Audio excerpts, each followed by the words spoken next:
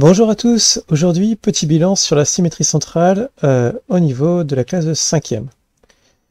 Allez, on y va. On commence par la définition. Ça, c'est une symétrie centrale, c'est-à-dire que O est au milieu de chacun des segments. Autrement dit, deux points A et A' sont symétriques par rapport à O, si et seulement si O est le milieu du segment AA'. Que peut-on dire pour le triangle ABC? Eh bien exactement la même chose.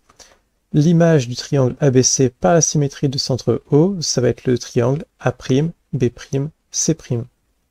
Autrement dit, pour construire la symétrique d'une figure, il suffit de construire le symétrique de chacun des points et de tout relier. Il n'y a pas de déformation.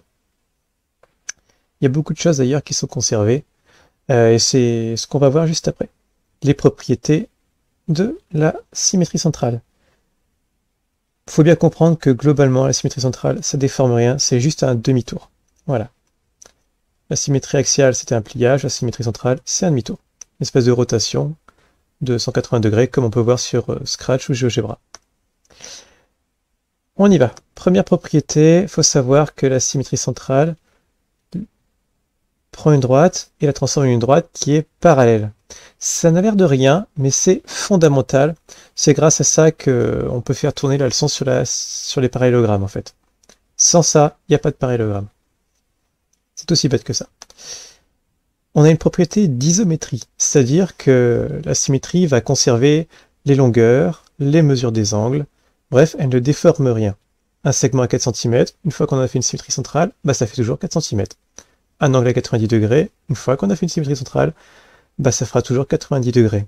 Encore une fois, c'est un résultat très très important qui sera d'utilisation permanente dans la leçon sur les parallélogrammes.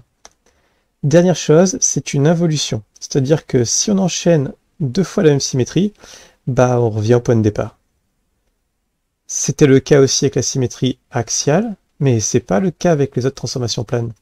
Par exemple, on a déjà vu sur GeoGebra ou Scratch les rotations. Si je fais deux rotations d'angle 20 degrés, je vais pas revenir au point de départ, je vais avoir tourné de 40 degrés. Avec un déplacement de 20 pixels sur la droite sur Scratch, ce sera pareil, je vais pas revenir au point de départ.